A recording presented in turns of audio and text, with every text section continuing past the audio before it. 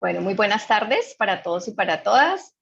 Muchas gracias por aceptar pues esta invitación a este conversatorio virtual sobre prevención de embarazo juvenil en conmemoración de hoy, que es el Día Internacional de la Anticoncepción. Mi nombre es Laura Sofía Rodríguez, soy profesora de la Universidad del Valle, de la Facultad de Ingeniería, y soy cofundadora de lo que nosotros hemos llamado el Grupo de Mujeres STEM de la Facultad de Ingeniería. Hoy voy a ser su moderadora en este evento. Hoy tenemos unas panelistas invitadas pues muy especiales, expertas hablando de este tema. Nosotras en el grupo pues no somos expertas, precisamente pues trabajamos en áreas de ingeniería, pero sí hemos identificado en el grupo de mujeres la necesidad de hablar de estos temas, ¿sí? Entonces, el grupo de mujeres STEM, les cuento un poquito, se conformó en el año 2020 y tiene como un objetivo trabajar para promover la participación de mujeres en las áreas de ciencia y tecnología y así contribuir a la paridad de género en toda la sociedad. Pues para nadie es un secreto que la participación de mujeres, especialmente en las áreas de ingeniería, es baja. Nosotros más o menos estamos alrededor del 20%, no solamente en la Universidad del Valle, sino a nivel mundial. Y hemos identificado que hay unas barreras de acceso y unas barreras para luego acceder a las carreras de ciencia y tecnología. Entre esas, uno de los factores que hace que las mujeres abandonen las carreras científicas o profesionales tiene que ver con las violencias de género, que es otra de las áreas en las que nosotras hemos venido trabajando, hacer prevención de violencias de género, y el segundo factor es la maternidad, ¿cierto? La maternidad es una de las causas que hace que las mujeres abandonen las carreras científicas, y es por eso que nosotras pues hemos empezado a ver estos temas como uno de los factores pues, que hace que las mujeres abandonen esas carreras. Recientemente en la facultad abrimos e inauguramos la primera sala de lactancia de toda la Universidad del Valle. Está aquí en el campus de Meléndez, en nuestra Facultad de Ingeniería, y pues eso es un hito dentro de la universidad. Es la única sala de lactancia, como les digo, de todo el campus. Estamos atendiendo no solamente población de la Facultad de Ingeniería, sino de toda la comunidad universitaria del campus. Y dentro de lo que nosotros hemos identificado, hicimos pues una pequeña encuesta a nivel de facultad, y una de las cosas que identificamos es que la mayoría de las beneficiarias del espacio no eran profesoras, no son funcionarias, no son estudiantes de posgrado, sino son estudiantes de pregrado, ¿sí? Entonces, por eso es que se vuelve tan importante pues que conversemos como de estos temas.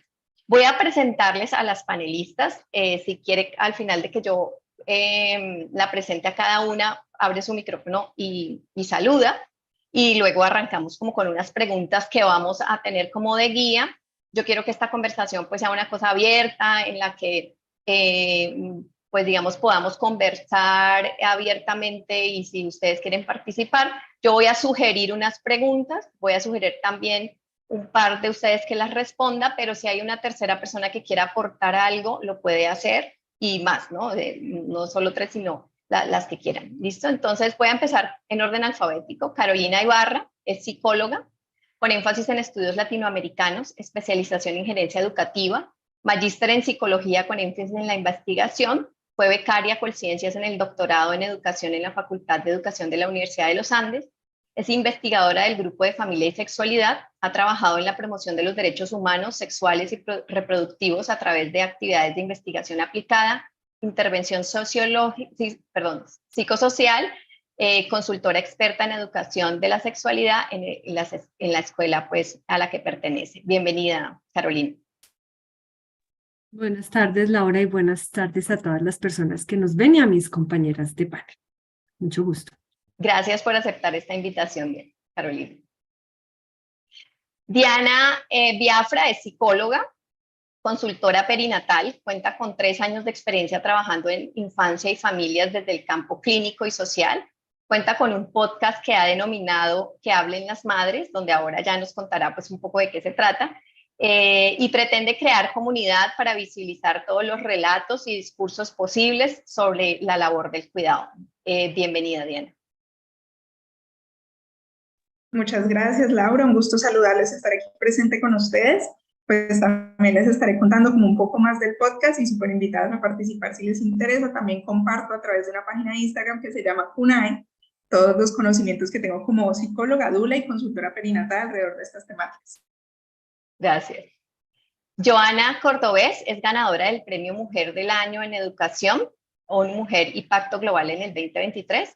Es cofundadora de Tirando por Colombia, profesional en Gobierno y Relaciones Internacionales de la Universidad Externado de Colombia, magíster en Derecho Internacional Público de la Universidad de Helsinki, emprendedora social. Trabajó en el sector público y social desde la Cancillería y Presidencia de la República. Fue docente de la Universidad Externado de Colombia y del Colegio de Estudios Superiores de Administración en temas de emprendimiento y asesora del Ministerio de Relaciones Exteriores de Finlandia. Su experiencia está relacionada con temáticas en derechos humanos, desarrollo empresarial, gestión de proyectos y comunicaciones. Bienvenida, Joana. Gracias a todas. Pues espero poder aportar realmente, no tanto desde esa experiencia que a veces suena como tan lejana, sino más en lo que hemos venido trabajando en Tirando por Colombia y la prevención del embarazo adolescente y temprano. Gracias. Gracias por la invitación.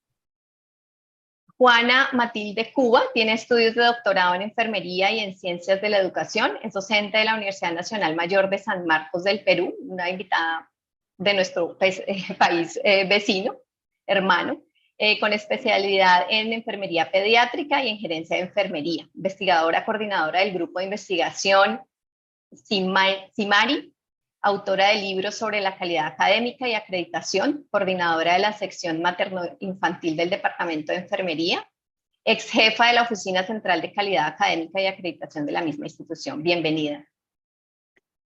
Muchas gracias. Un saludo a todos y también estoy dispuesta a aportar desde mi experiencia, tanto en las investigaciones sobre adolescente y embarazo, y también en el trabajo comunitario con adolescentes que hacemos en la Universidad de San Marcos. Muchas gracias, Joana, por aceptar esta invitación.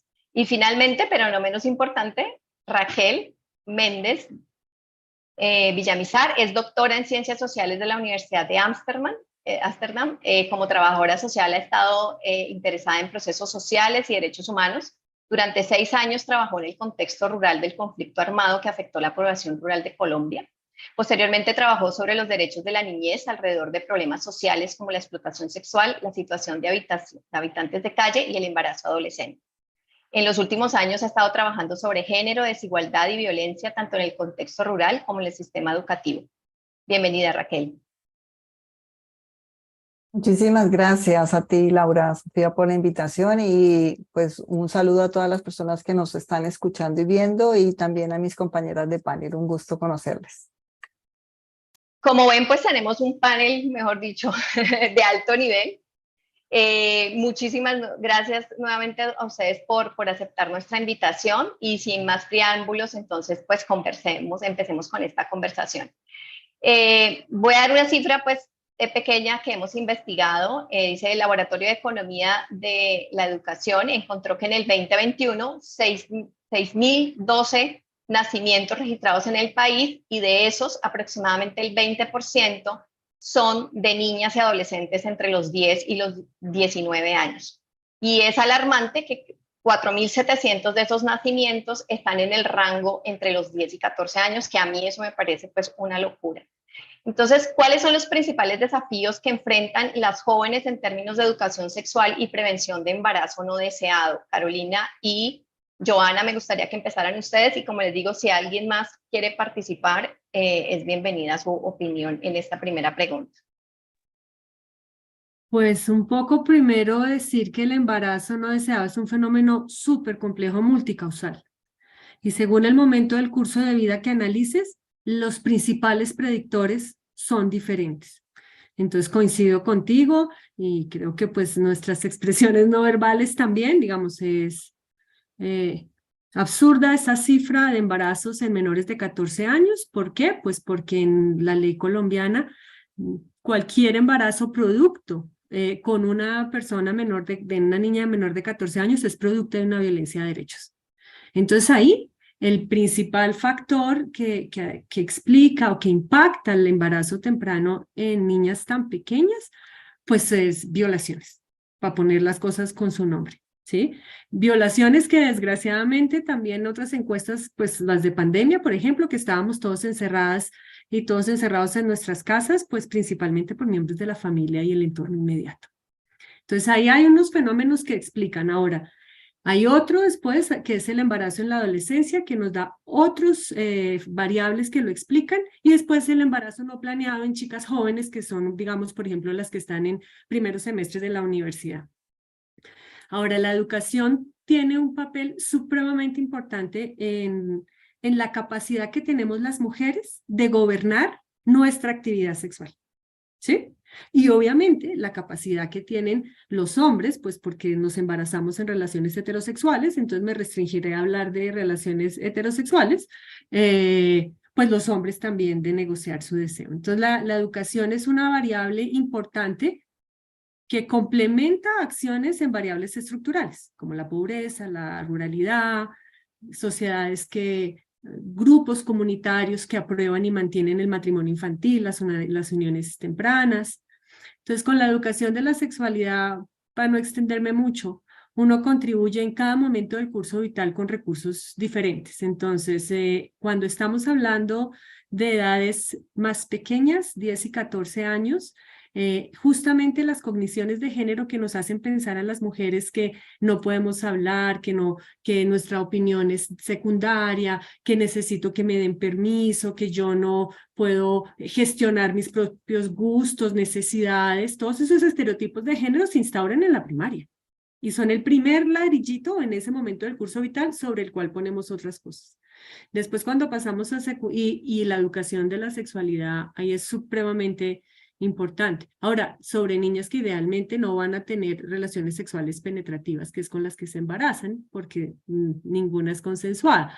La educación también les permite detectar rápidamente cuando están en una situación de riesgo, porque ya saben, a los 10 años uno ya tiene instaurado el concepto de privacidad y pueden entender cuando hay personas que invaden ese espacio.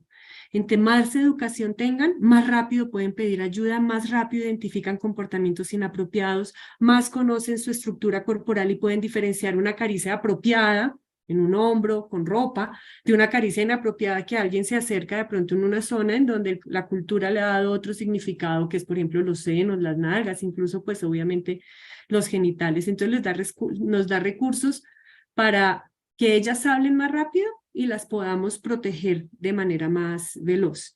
Cuando entramos a la pubertad y ya estamos en la adolescencia, la educación también juega un papel muy importante porque nos permite ya en el marco de otro momento del curso de vida hablar de otros temas que es importante.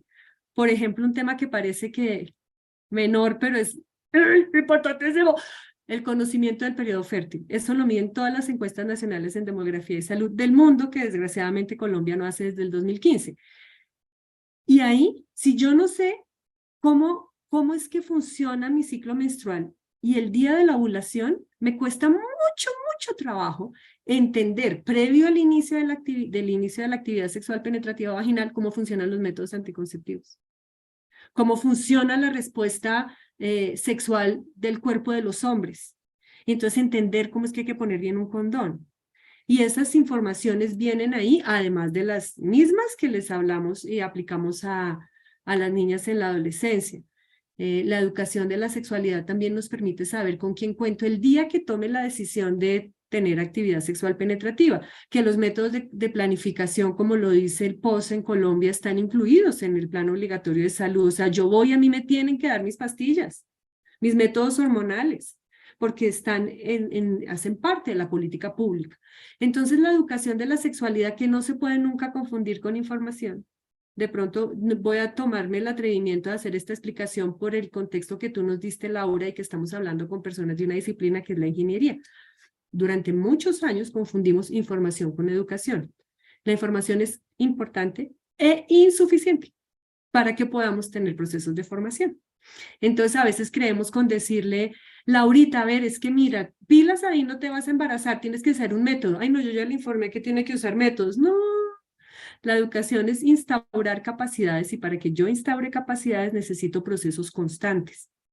Entonces, la educación es una variable distal, digamos, del embarazo en la adolescencia, que su objetivo final es, dependiendo del momento del curso vital en donde están las chicas y donde están los chicos, porque se feminiza este tema como si nos embarazáramos solas, solo una por arte y obra del, pero pues yo lo dudo, pero entonces, para que el día que empecemos a tener actividad sexual penetrativa, según la decisión de cada una, tengamos las mejores capacidades para tener mejores comportamientos, de negociar el método anticonceptivo, de negociar el deseo, de negociar el tipo de actividad sexual que queremos tener, decidir si quiero tener la actividad sexual con fines recreativos, comunicativos, afectivos, lúdicos o reproductivos. La mayoría lo tenemos pocas veces con fines reproductivos, más bien los otros.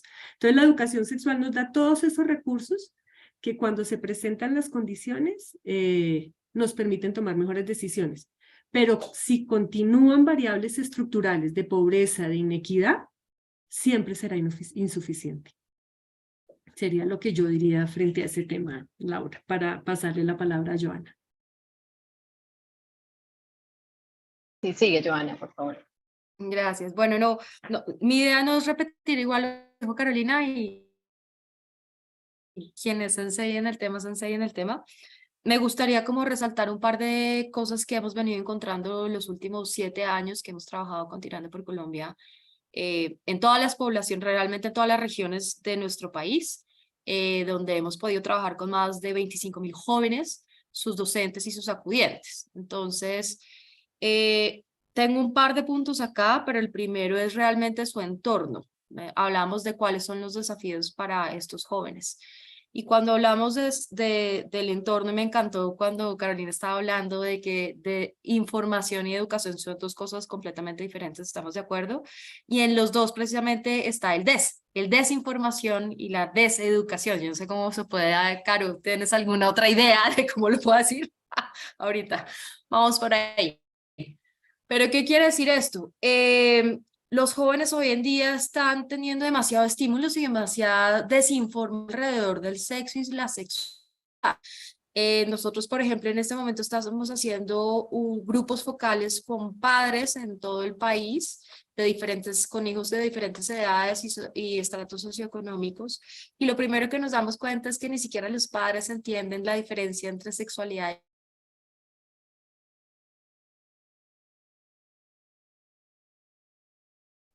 tema tabú. Estamos hablando de algo que nadie quiere hablar. Estamos hablando de que todavía se encuentra un montón de vergüenza y que creemos que es un pecado siquiera hablar de estos temas, ¿no? Entonces, vámonos, sigamos por ahí. Para nosotros desde Tirando por Colombia, una de las barreras más grandes que hay para estos adolescentes, para que realmente puedan prevenir un embarazo no planificado, somos los adultos. Y somos los adultos en las diferentes, digamos, estancias en las que podemos estar y diferentes sectores. Somos los adultos cuando somos padres y no sabemos cómo orientar a nuestros hijos y creemos que al hablar de sexo, sexualidad, los estamos incitando a que tengan relaciones sexuales. La estamos embarrando terrible y desde ahí ya comenzamos mal, porque obviamente cuando nace un niño ya nosotros podemos estar educándolos dentro de la sexualidad. Generando un terreno seguro, un terreno donde haya comunicación en familia, y no la estamos generando, y en el momento en que no la generamos dejamos un espacio abierto gigante para estos chicos el resto de sus vidas. Pero pensemos en adultos en otros sectores. Los docentes, según la Universidad Javeriana, 7 de cada 10 no se han capacitado en la educación integral para la sexualidad desde los últimos 2 años. Entonces, si creemos que en casa nos da vergüenza hablar del tema y decimos, no, que eso se encargue el colegio, pues tampoco está ocurriendo, ¿no? Hay además libertad de cátedra en todas las instituciones educativas, entonces no podemos asegurar, uno, que la información o la educación esté llegando de la forma correcta a estos adolescentes. Esto nos lleva a unas vulnerabilidades altísimas para estos chicos, porque si uno no tiene la seguridad en casa, no tiene tampoco la educación en la institución educativa, poco o nada entenderán además cuáles son sus derechos sexuales y reproductivos, que muy bien nos hablaba Carolina en el sentido de todos tienen derecho a un método anticonceptivo. Y ahí viene, digamos, el tercer punto para mí, y es que el sistema está pensado desde los adultos para los adultos, pero no está pensado realmente desde lo que está ocurriendo con el adolescente para el adolescente. Y esto nosotros en Tirando por Colombia siempre hacemos uso del diseño centrado en el humano. Ese es, digamos, uno de nuestros grandes pilares dentro de nuestra metodología, y es que nosotros creamos absolutamente toda nuestra metodología con los chicos y para los chicos. El lenguaje que utilizamos muchas veces con ellos no es el adecuado. Los confunde, no nos entienden. No más desde la forma en que nosotros generamos esos servicios amigables supuestamente diferenciados para ellos, no son ni amigables ni diferenciados. Comencemos por ahí. La primera barrera para, primero, imagínense, un adolescente informado, educado, dispuesto a ser responsable con su sexualidad, llega a un centro de salud y adivinen quién es la primera barrera para este chico. Sí, un adulto. La vigilante, la persona. ¡El vigilante! Sí. La ¿Qué pregunta persona el que vigilante vigila. siempre? Claro. ¿Y usted para qué viene? ¿A qué viene? Sí. O sea, 14, Con su 15 años juicio a qué ahí. viene, 14, 15 años, media vuelta y perdimos a ese chico, ¿no? Entonces, nosotros hicimos digamos, un experimento muy interesante en la ciudad de Barranquilla ya hace más o menos 2 años. Nosotros tenemos una metodología por WhatsApp que lo trabajamos en los colegios, con los adolescentes, los docentes, hacemos sensibilizaciones, pero hablamos el lenguaje de ellos en un canal digital que es su canal, digamos, natural también para ellos. Chicos educados, dispuestos, con ganas de ser responsables con, digamos, con sus relaciones sexuales, llegaron a los centros de salud, 30, mandamos a 30 de incógnito para que nos contaran, digamos, ese viaje del cliente desde que se encuentran con el celador hasta que salen con un método anticonceptivo, cada uno de esas fases, que nos contaran cómo les había ido, ¿no? Muy bien, bien, regular, mal, muy mal. Todos en rojo, comencemos por ahí. Cada uno de sus niveles. De 30 chicos que fueron, 0 salieron con un método anticonceptivo. Entonces estamos teniendo también unas barreras inimaginables en el acceso real a la anticoncepción de estos jóvenes. Tenemos que comenzar a entender que muchas veces no necesitamos educar o generar doctores en salud sexual y reproductiva, necesitamos chicos que entiendan las bases de su propia sexualidad, que puedan tomar mejores decisiones más informadas y educadas, pero además de todo que los adultos les hagamos fácil digamos, la decisión, y que efectivamente puedan llevar a cabo digamos, este ciclo o este viaje, como le llamamos nosotros, de la prevención del embarazo adolescente, que sea completa. Gracias, Joana. Muy interesante. Creo que ahí hay muchas cosas que hablar y seguir hablando en términos de la educación sexual como manera de prevención, de protección, ¿cierto? Y bueno, antes de cerrar, quiero darle la palabra a Raquel, que quiere aportar algo más. Sí, muchísimas gracias. Efectivamente, la distancia entre lo que ocurre con un embarazo de 10 a 14 años es muy grande con un embarazo que ocurre entre 15 y 19 años. De hecho, es muy preocupante, pero el rango de edad en el que tuvimos más dificultad para cambiar, digamos, la tendencia y que empezáramos a disminuir en estadísticas fue de 10 a 14 años. Eso dice muchísimo sobre la sociedad que somos, porque efectivamente el embarazo en esa etapa de la vida tiene que ver necesariamente con violencia sexual. Más rápidamente disminuimos la tasa de 15 a 19 en Colombia, que está más asociada efectivamente con el acceso a la educación sexual, con el acceso a la anticoncepción. Pero si pensamos en términos generales, incluyendo la etapa de la juventud, hay un tema del que quisiera que conversemos, y Carolina, Joana ya han planteado algunos asuntos que tiene que ver justamente con la manera como aprendemos a ser mujeres, con la feminización, con la forma en que se nos socializa como mujeres, y cómo lamentablemente estos procesos de socialización nos ponen en una condición de desventaja en la negociación del amor. Eso es esos procesos en los que aprendemos que un poco el rol que se espera de nosotras es un rol pasivo, es un rol desde la ignorancia, desde la ingenuidad, ¿no? Desde la ilusión, de la provisión, digamos, de esa figura masculina que nos provee sentido, que nos provee bienes eróticos, nos pone en una situación de mucha desventaja porque no nos asumimos como pares políticos en esas relaciones. Entonces, esta idea de la entrega, el encuentro erótico como una entrega al varón, nos hace un daño crucial. Ahí realmente quedamos muy limitadas, nos pone en una situación de dependencia en la que desafortunadamente la noción de autonomía termina siendo una imposibilidad. Entonces, estamos hablando de transformaciones en la subjetivación, en los modos en que subjetivamos la feminidad, que tendríamos que transformar desde la familia, desde la sociedad en general, los medios de comunicación, las iglesias, la escuela, ¿cierto?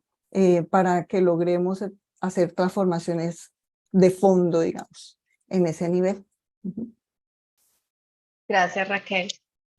Como les decía, yo creo que hay muchos puntos interesantes. El primero que yo resalto es el tema de protección, ¿cierto? O sea, hablar de educación sexual es la manera de proteger a las niñas y adolescentes, ¿cierto?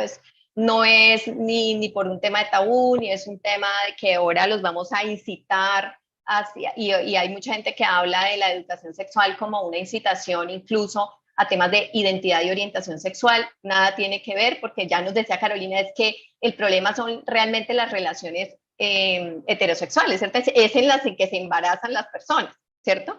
Entonces, eso creo que es un punto supremamente importante. También me gusta mucho ese aspecto que tocas, Raquel, en el tema del rol de la mujer, ¿no? Y vamos a hablar un poquito más adelante, que también lo decía Carolina, en términos de que la responsabilidad de la prevención de un embarazo no deseado recae solamente sobre lo femenino, sobre la mujer, y cómo es la responsabilidad también de los hombres en este aspecto.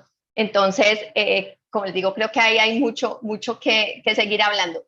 Yo quisiera que abordáramos una siguiente pregunta en términos de la deserción, ¿cierto?, estudiantil de las mujeres cuando están en un proceso de embarazo. Se habla de que el 23% de las estudiantes universitarias que desertan por el tema de maternidad a nivel de pregrado, ni siquiera de posgrado, sino de pregrado, ¿cierto? Entonces, ¿cómo afecta la maternidad? Sería la pregunta. La maternidad temprana o no planificada a las oportunidades educativas y profesionales de los y las estudiantes, porque nuevamente también los hombres pueden dejar su carrera porque pues su pareja terminó embarazada y tiene que salir a trabajar, entonces termina desertando de la educación superior. Y entonces me gustaría que Diana y Raquel nos contaran un poco, perdón, Juana y Raquel nos contaran un poco en esta pregunta, y ya abrimos hacia otras preguntas. Bien. Un poco hilando con la pregunta anterior, podemos ver de que el abordaje de la educación sexual debe ser integral, debe ser multidisciplinario, debe ser en base al imaginario de lo que significa ser adolescente desde el mismo adolescente y sus circunstancias de vida, ¿no? O sea, en su contexto donde vive.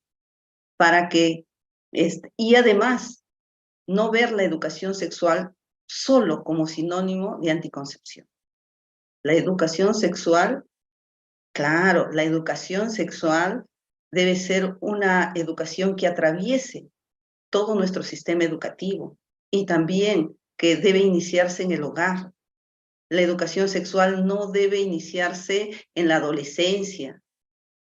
El ser humano es sexual desde sus orígenes.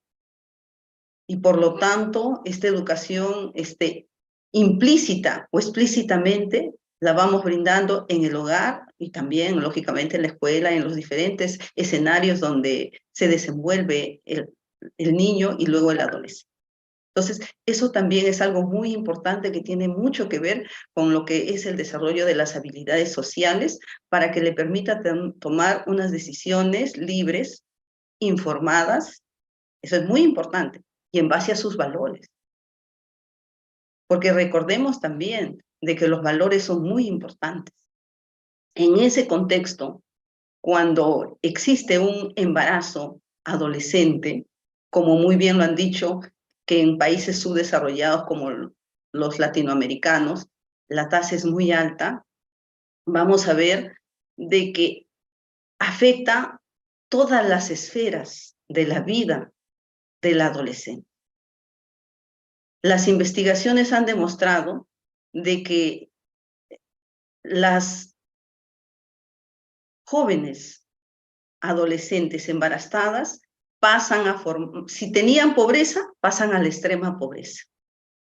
Fíjense que no solamente le afecta a ella o a su familia, también afecta a la sociedad en su conjunto. Entonces, es cierto, va a disminuir sus oportunidades de educarse, va a disminuir sus oportunidades de tener un trabajo digno, porque y lo peor es el estigma que hay con el embarazo. O sea, muchos padres, lo que hacen, en lugar de apoyar para que pueda ir desarrollando una vida de lo posible, lo mejor para el adolescente, la reacción de los padres es de abandonarlos, de decirles, tú ya no eres mi hija, has puesto en vergüenza a la familia, ahora ve tú cómo solucionas tu problema.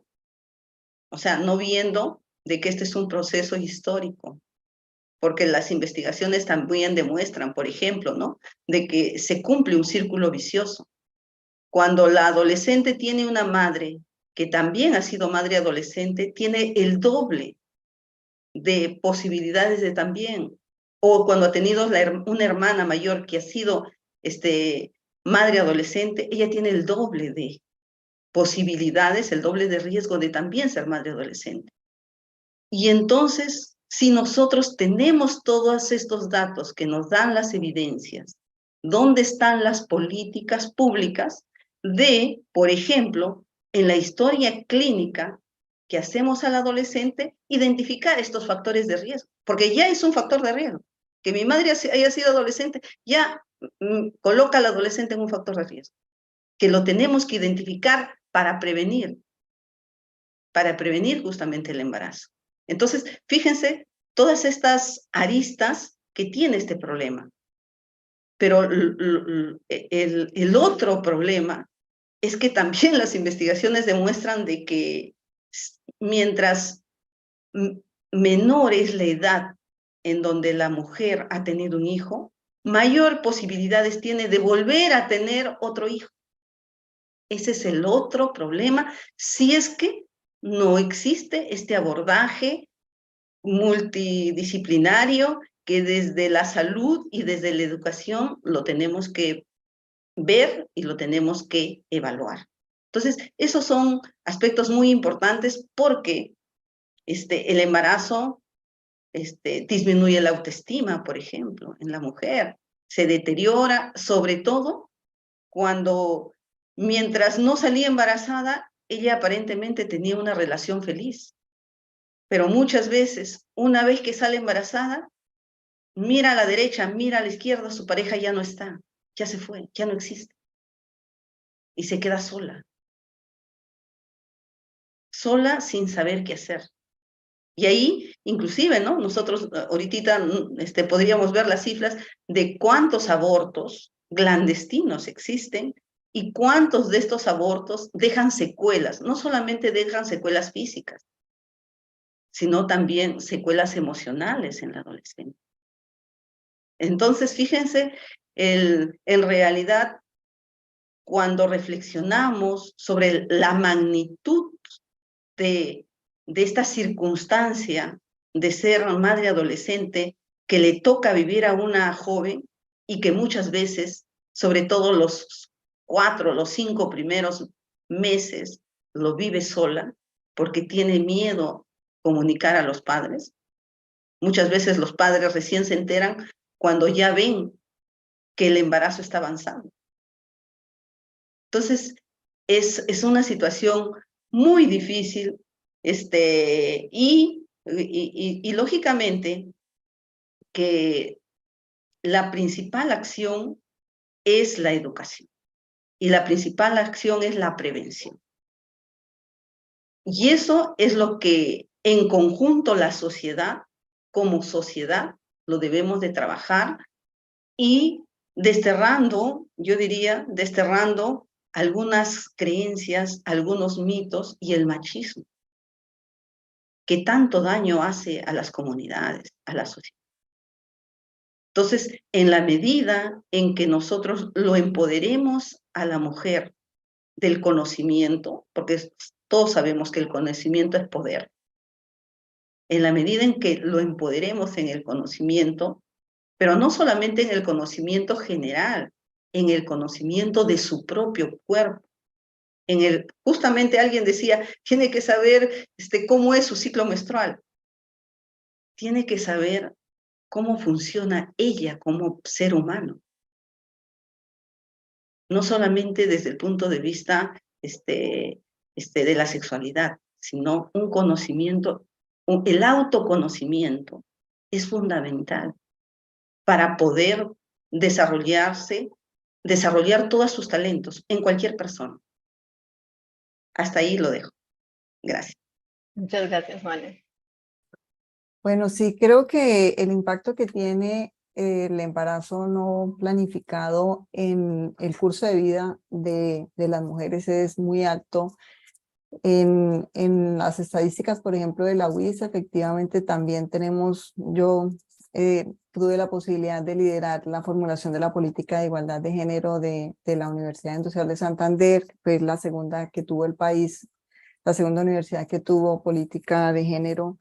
Y afortunadamente hemos venido avanzando en el análisis de estadísticas con enfoque de género en nuestra universidad y estábamos muy preocupadas porque mirar los datos de condicionalidad primera vez, por ejemplo, que es una condición académica, ¿cierto? Que por promedio ponderado deja al estudiante en una situación de riesgo académico. Por el contrario, son mayores los datos son desfavorables para los varones, con datos como por ejemplo 3.5 mujeres y 5.6 varones. Condicionalidad segunda vez, entonces es mujeres 1.1 y varones 2.4, casi más del doble. Pero cuando miramos la deserción definitiva, la deserción por más de 2 semestres, el dato de mujeres es el triple del de varones. O sea que efectivamente la salida del sistema académico universitario en las mujeres no está razonada, no está justificada por circunstancias académicas. Y eso es realmente preocupante.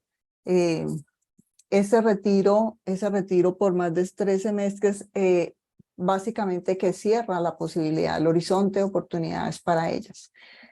Y hay un efecto tijera que se llama y que se estudia, digamos, en las teorías feministas, que muestra cómo no solamente en pregrado, sino en la medida en que aumentan los niveles de formación, la tijera se va ampliando, ¿no? Entonces en el posgrado también ocurre, sea por los embarazos o sea por el proceso de crianza de niños pequeños, pues entonces la decisión de quién estudia el posgrado normalmente está asociada a las tareas del cuidado y a la distribución social, digamos, a la división sexual del trabajo que ha definido que esas tareas de reproducción nos corresponden a las mujeres, que se supone que son naturales para nosotras, que nacimos para ello, que son esenciales a nuestra feminidad.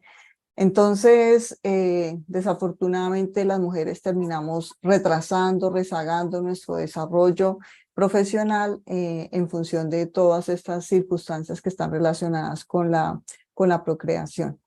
Entonces, y como decía en la respuesta anterior, la capacidad de negociación política en ese ámbito de la relación sexoafectiva, pues la tenemos limitada por porque no nos hemos configurado como pares políticos. Luego además está todo el mito de mujer igual a madre, ¿no? Que para ser mujer se necesita ser madre, que hace parte de los mitos que Ana María Fernández ha definido para la feminidad contemporánea, de manera que hay una presión inconsciente, además de la que ya en alguna edad puede haber de manera más consciente, de que tenemos que ser mamás en algún momento de nuestra vida, porque si no, no vamos a ser mujeres completas. Entonces, la representación además que tenemos en la sociedad en relación a la madre es una figura de un poder impresionante. O sea, creo que a la figura que más se le exige socialmente es a la figura de la madre. Creo que podemos perdonarle a otras figuras cualquier cosa, pero a una madre es algo como que la sociedad espera gigante, ¿sí? Entonces, la representación de una mala mamá tiene un peso impresionante en nuestra sociedad. Es algo que no se perdona, ¿cierto? Una mala maternidad. Y bueno, con eso cargamos en la construcción sociocultural y eso pues nos pone en desventaja en las negociaciones de quién va a la universidad, quién hace el posgrado, quién sale y quién se queda al interior de la casa con niños y niñas. Gracias, Raquel. Creo que también hemos hablado cosas muy interesantes en términos de, Juana nos hablaba de la educación sexual, no es solamente la planificación, ¿cierto?, del embarazo. Un tema que nos decías, Raquel, que me parece supremamente importante es el tema del cuidado, ¿no? Y no solamente el cuidado hacia los niños pequeños, sino que las tareas del cuidado de un hermano enfermo, unos padres ya ancianos, ¿cierto?, recaen sobre las mujeres y eso ha mostrado las investigaciones que hace parte, ¿cierto?, de los factores que hacen que las mujeres o abandonen o trabajen menos horas, inconsecuentemente ganen menos, ¿cierto?, porque hay que tener esas tareas del cuidado. Y una cosa que me encanta también de lo que hemos hablado es ser madre como obligación social, ¿cierto? Y que hoy digamos, las mujeres jóvenes que nos están escuchando, es que ser madre es una opción, pero también no serlo es otra opción, ¿cierto? Entonces creo que eso es supremamente importante.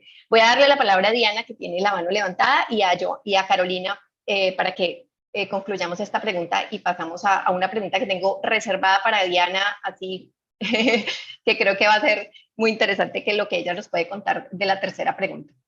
Dale, Diana. Quería hacer también un aporte a lo que nos venía diciendo Raquel, que me parece valiosísimo, pensarnos alrededor de estos roles y estereotipos de género y pensarnos en la corresponsabilidad. La corresponsabilidad es un tema que hay que poner sobre la mesa porque se nos ha olvidado que el maternar y que la labor del cuidado no es solo del ámbito de lo privado, ¿sí? Que es un compromiso también político, institucional, social y que se necesita una red de apoyo para poder cuidar. Justo antes de estar en este panel atendí a una chica, yo trabajo en el servicio psicológico de la Universidad del Valle y ella me decía, tuve que dejar la carrera y lleva 10 años en su carrera porque tuve que irme a maternar, que es un trabajo también valioso y que se nos ha olvidado también que la labor de los cuidados es importante y que sostiene nuestra sociedad. ¿Qué hubiéramos hecho nosotros sin tener una madre que estuvo ahí atendiéndonos en el momento en que lo necesitábamos cuando estábamos en nuestro pregrado o cuando estábamos pequeños o sin tener alguien que se encargó de nuestros cuidados? Entonces tenemos que también poner los cuidados sobre el centro como de la conversación y también sobre el centro de la conversación, por ejemplo, desde el feminismo. Pensarnos que los cuidados y las maternidades también tiene que ser un tema que hablemos desde ahí y que tenemos que pensar como sociedad cómo vamos a aportar y cómo también vamos a convertirnos en una red que apoya a estas personas que cuidan. Recuerdo también un ejercicio que hicieron hace un tiempo, no sé qué organización, la verdad no lo recuerdo, que se llamaba la carrera de los cuidados y ponían a varias personas como en el ejercicio de, bueno, ¿de qué te tienes que encargar tú? ¿Sí? Y entonces les preguntaban, ¿tú te tienes que encargar de cuidar a alguien enfermo? ¿Te tienes que encargar de llevar a alguien a sus citas médicas? ¿Te tienes que encargar de poner el cuerpo 24/7 para cuidar a tus hijos? Y ahí se van dando cuenta como de las inequidades y las desigualdades que se generan alrededor de esta temática. Gracias, Diana. Sí, incluso ahora hay una publicidad que habla sobre las cargas, no solamente del cuidado. Hoy tenemos una participación, digamos, mayor en las actividades del hogar de los hombres, pero luego también vienen esas tareas que son pensar en la cita médica, en el SWAT del carro, en sí, entonces que no están mental. contando, ¿cierto?, la carga mental que tenemos muchas veces las mujeres, o que por lo menos hacemos con mayor frecuencia que los hombres, en la mayoría de los casos, y que también son parte del cuidado. Carolina. Pues un poquito como, no, pero además se nos va a complicar el panel porque con esta pilera de mujeres que hablan tan delicioso, los cerebros como que tienen más ideas y uno quiere como reaccionar a todo lo que dicen. Pero yo quiero adicionar dos cosas a lo que mis colegas ya han dicho. Yo trabajé durante muchos años en la Universidad de los Andes, actualmente ya no estoy vinculada a ninguna universidad, pero voy a hablar por las que hemos pasado por ahí, lo que hacemos en las universidades. Entonces, con relación a lo que tú preguntas, Laura, a las universidades se nos olvida que es que cuando recibimos chicas y chicos en la universidad, recibimos adolescentes. Y nos inventamos un montón de cosas. Pucha, ¿cómo compensamos las limitaciones en lectoescritura? No, metámosles un curso que... no, pucha, están viniendo en el factor de la prueba saber 11, bajitos en matemáticas, y tú, pues, por favor, Laura, estás en ingeniería. Entonces, no, ¿cómo compensamos matemáticas?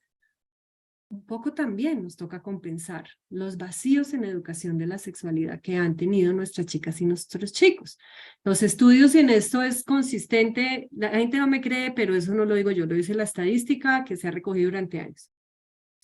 Los estudios de manera consistente han mostrado cómo, si bien la tarea no se está haciendo de manera perfecta, haber mejorado las variables estructurales de acceso a la educación y un poquito volver la educación cada vez más integral, si bien no focalizada solo en lo sexual, si en otras habilidades blandas, le permite también a las chicas y a los chicos postergar el inicio de actividad sexual penetrativa vaginal.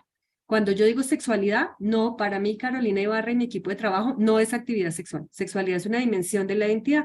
En la adolescencia, la juventud y ojalá, por favor, en la adultez y la vejez, hay un espectro grande de actividades sexuales, solo una nos embaraza.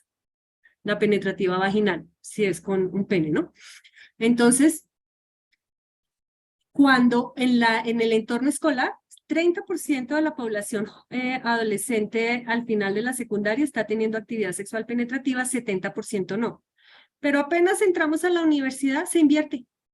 Se invierte y entonces es el ámbito universitario para aquellas chicas y chicos que tienen la posibilidad de entrar a la educación terciaria, donde todo eso que nos dijeron, ahora sí tenemos el contexto, ya aumentamos en autonomía, uso independiente del tiempo, yo salgo de mi casa, en mi casa saben cuándo salgo, pero no sé cuándo llego, ni yo sé dónde voy a terminar el día, porque estoy dedicada a muchas cosas, muchas más personas más interesantes de las que me parecen más atractivas, yo más grande. Entonces, eso hace también que las universidades tengamos que entender que así como completamos un poquito, este tema es supremamente importante. Entonces, y ahí hay también un factor de por qué se nos salen cómo prevenimos que se nos retiren, digamos, por un embarazo. Entonces, pues uno previene el embarazo.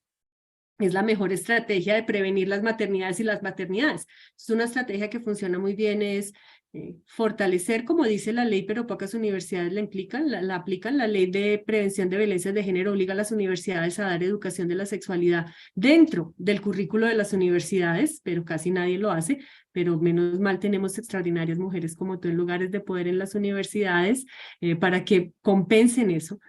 Promover el uso de métodos anticonceptivos, tener servicios de salud que ofrecen el método y promueven. En la universidad, por ejemplo, voy a poner un ejemplo con Joana.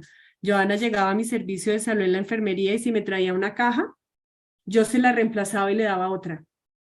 Que también cerremos la brecha entre la necesidad y el acceso a métodos anticonceptivos permite pues prevenir el embarazo y darle a las mujeres además clases que no solamente les expliquen cómo funciona la pastilla, sino entornos de debate y discusión que nos permitan a las mujeres sentir, como mis compañeras lo han dicho, que son dueñas del deseo y que pueden negociar lo que quieren y en qué condiciones se hace. Y la otra pues también para los hombres, ¿no? Aquí nos está escuchando una audiencia no visible. Las mujeres podemos quedar embarazadas durante 24 horas porque es lo que dura vivo el óvulo. Según unos días antes, unos días después, los hombres pueden embarazar todos los días de su vida, una vez tienen la espermarquia. Nosotras desde la menarquia hasta la menopausia. Ah, no, ellos desde la espermarquia hasta que se mueren 24 horas del día, todos los benditos días. Y hay que darles recursos también para que ellos regulen su deseo, regulen su reproducción, se sientan cómodos de participar en el uso de métodos anticonceptivos, y el método reina es el condón, y esas son estrategias que podemos hacer desde las universidades muy específicas que permiten prevenir el embarazo para que ya las maternidades y las paternidades, más esas otras políticas que tú has dicho, ¿no? Normativa que uno sabe cuando trabaja cómo es su licencia de maternidad, pero uno no sabe cuando estudia cómo es su licencia de maternidad, y a veces no todos los colegas y las colegas de la universidad saben. Este me da permiso, el otro no me da permiso, yo no sabía que podía pedir permiso, yo no sé que puedo quedar en un semestre, no sé cuántas que resuelvo el intersemestral. Entonces también hay mecanismos muy concretos que permiten reducir la deserción de las mujeres una vez entramos a los estudios terciarios y quedamos en embarazo, querrámoslo o no querrámoslo, porque tanto derecho tienen a una maternidad acompañada las que lo desearon y lo planearon, como las que se vieron en la coyuntura de interrumpir el embarazo, pues no fue una o decisión personal o algo que se les garantizó el derecho. Gracias, Carolina. Joana, dale.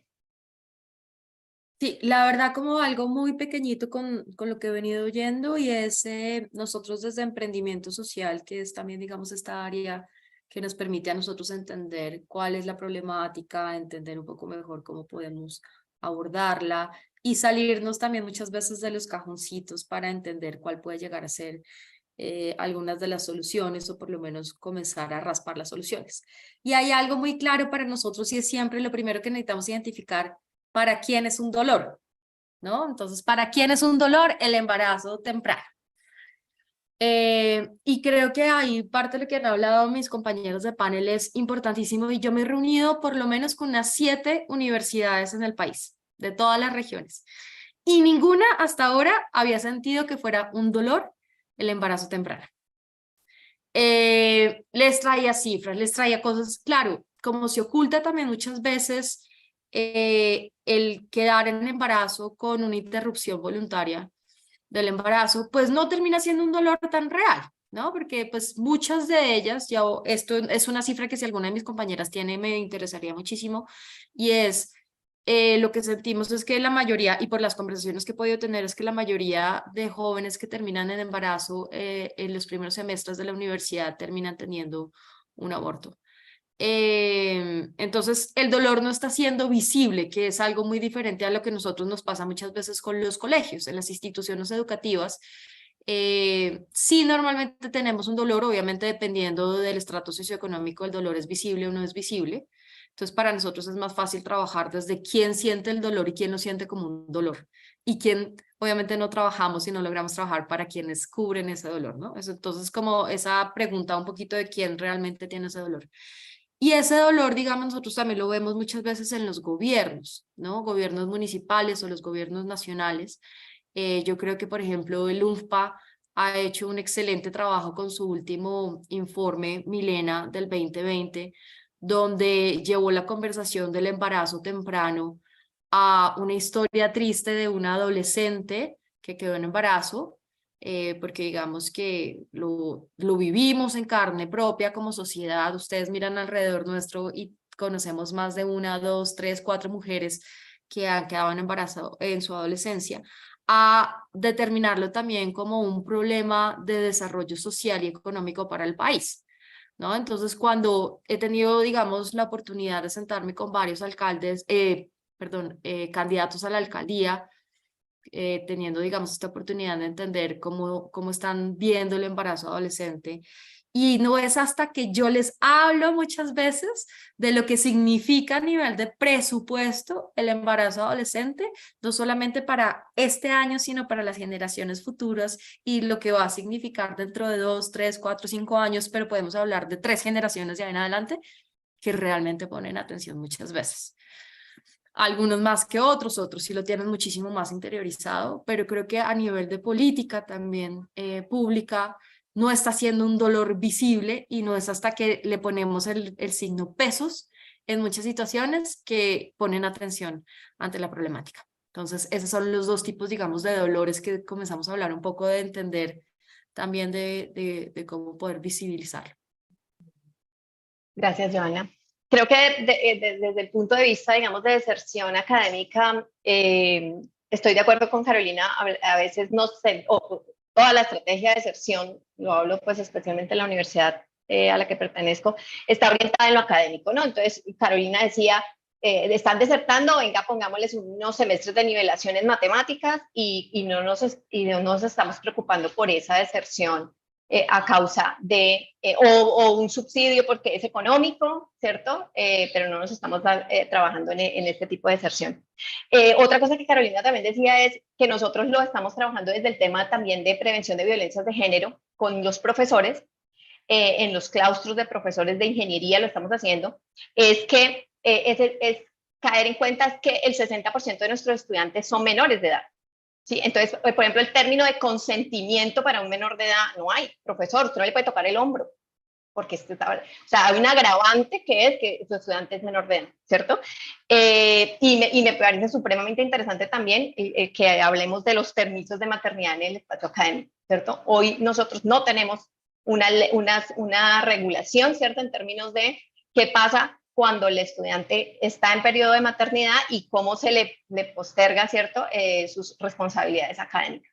Yo tengo una pregunta que estaba guardando para Diana, precisamente por eso no le había dado la palabra a ella, y es que la maternidad a menudo se idealiza, ¿cierto? Y se habla solamente de ese aspecto romántico de la maternidad, donde todo es color de rosa, donde es poner el bebé y el de el lacta, por ejemplo, ¿cierto? Y las que hemos sido mamás sabemos que eso no es así, que terminan sangrándote los senos, ¿cierto? Y que por el contrario se minimiza o se pasa por alto los desafíos que implican en términos de económicos, de tiempo, de esfuerzo físico, ¿cierto? Tener hijos. Y cómo eso no hablar de esos temas puede tener un impacto, ¿cierto? Al momento de decidir ser madre, ¿sí? Entonces, me gustaría que Diana nos contara un poco desde la experiencia que tiene y pues un poco de lo que ha hecho en el podcast, y dejo abierto para que cualquier otra que quiera responder pues la pregunta. Entonces, ¿qué impacto tiene no hablar de estos temas? ¿Cómo tú lo ves, Diana? Creo que tiene un impacto grandísimo. Les voy a hacer un ejemplo, es un ejemplo personal, ¿sí? Cuando yo llegué a preguntarle a mi mamá para ella cómo fue la experiencia de ser mamá, ella me dijo, es maravillosa, es lo mejor que me ha pasado. Y mi mamá pasó, por ejemplo, por una cesárea, y fue una cesárea de urgencia. Y yo decía, pues a mí no me parece tan maravilloso, ¿sí? Entonces, empecemos por ahí, que cuando le preguntamos a nuestros referentes, a los referentes que hemos tenido, que ya tienen la experiencia de ser madres, nos cuentan lo maravilloso de la experiencia o lo que por lo menos les ha gustado o han disfrutado, ¿sí?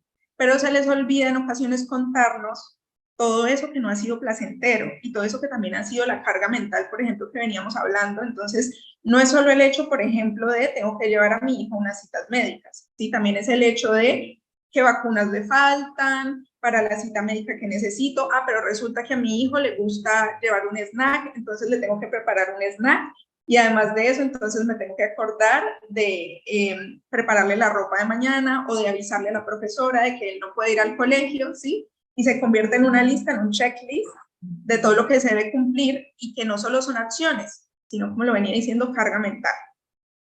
Entonces, hay muchas cosas que se nos pasan en este discurso que tenemos sobre la maternidad, porque como decimos, es un discurso que ha sido idealizado, ¿sí? Que se ha pensado como que como eres mujer, eres madre, y asimismo entonces está dado para todas las mujeres, y todas las mujeres deberíamos tener la disponibilidad para ser mamás, y no es así, ¿sí? La maternidad, si bien es un derecho, o de alguna manera yo lo he visto como un derecho, no tiene que ser un derecho que vulnere otros de los derechos que también tenemos las mujeres. ¿Y a qué me refiero con eso? Que para poder hablar de una maternidad libre, elegida y no impuesta, tenemos que hablar de lo que veníamos hablando alrededor de educación en derechos sexuales y reproductivos, y tenemos que hablar de métodos anticonceptivos también, y tenemos que hablar de red de apoyo, ¿sí? A todas las madres que tengo en consulta, les pregunto por su red de apoyo, porque se hace muy relevante pensar quiénes tengo yo que me acompañan en la tarea de cuidar. Sí, se nos olvida que si cuidamos solas, eso se va a convertir en una carga inmensa, y que no viene solo con el hecho de tener el embarazo y ya, que el embarazo puede ser un proceso que muchas mujeres dicen fue lindo para mí, tener la barriga y demás, pero se viene entonces un parto, y un parto que no siempre es en buenas condiciones, porque a veces, por ejemplo, están las condiciones de violencia obstétrica, ¿sí? Después del parto entonces se viene la crianza, y la crianza se viene con un montón de aristas, y que la maternidad además saca todas las sombras de mi historia de vida, y de también la historia que tuve con mi propia madre y con quienes me cuidaron, y entonces se convierte como en una serie de sucesos que no nos contaron, y cuando llegan las madres a consulta es como, a mí, ¿por qué no me dijeron que esto era así? ¿Sí? ¿Por qué no me dijeron que esto estaba lleno también de muchas experiencias que no me iban a gustar? Y que además una maternidad deseada también puede estar atravesada por el placer, la maternidad puede ser gozosa, siempre y cuando haya sido una experiencia que hayamos elegido, porque muchas veces también las mujeres llegan a comentar en consulta como, yo no elegí esta experiencia y de paso viene con todos estos sucesos que yo no quería vivir, ¿sí? Y que en ocasiones, por ejemplo, reflejan muchas de las inequidades a nivel social, a nivel de etnia, de estatus migratorio. Por ejemplo, pensemos en una madre que tiene que emigrar a otro país en busca de mejores condiciones y va sola, ¿sí? Aquí les presento también otro caso conocido y cercano de una conocida mía que se tuvo que ir a otro país, tuvo que dejar a sus hijos acá en Colombia y ahora llevárselos, pero se los lleva en unas condiciones que igual son complejas, porque entonces ahora no tiene que, digamos, sostenerse solo ella en este país, que además tiene un nivel económico, digamos, mucho más grande y dificultades también para conseguir y para sustentarse en esa economía, sino que ahora tiene a sus hijos y está sola, ¿sí? Entonces me gusta mucho hablar alrededor del tema de la red, porque pues, de algún modo, de un momento para acá, los cuidados se nos han convertido en algo que es solo del ámbito, en ocasiones, de las mujeres y en mejores casos de las parejas, pero no hay familia, no hay comunidad, no hay otros que nos acompañen en la labor de cuidar. Entonces hay que tener en cuenta todos estos factores para poder hablar de maternidad, y por eso en CUNAI, en Que Hablen las Madres, hablamos de maternidades sin filtro, porque es que hay que hablarlo así, hay que decirlo sin pelos en la lengua, hay que decir todo lo que está alrededor de la experiencia maternal y de la experiencia del cuidado, que es, siempre lo repito, poner el cuerpo 24/7.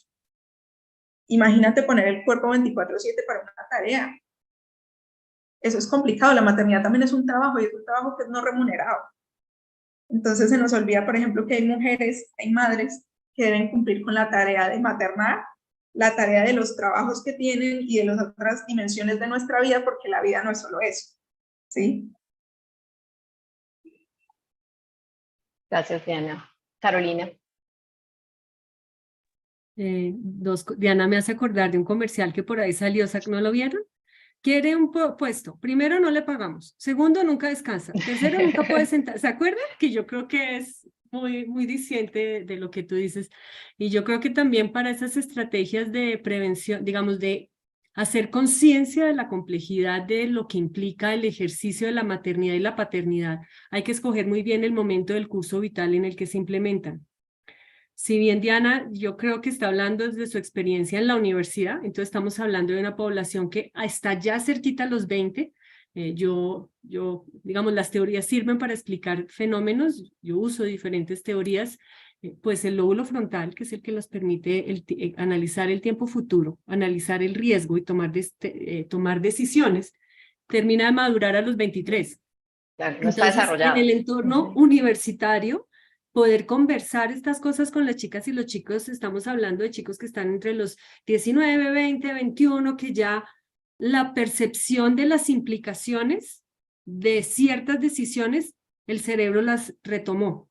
La percepción del riesgo viene alta en la infancia, baja con la pubertad, se mantiene banejita en la mayor parte de la adolescencia, al final de la adolescencia empieza a subir y en la juventud vuelve y se estabiliza, porque necesitamos no tener miedo de explorar lo desconocido, para eso es la adolescencia, de saltar del nido.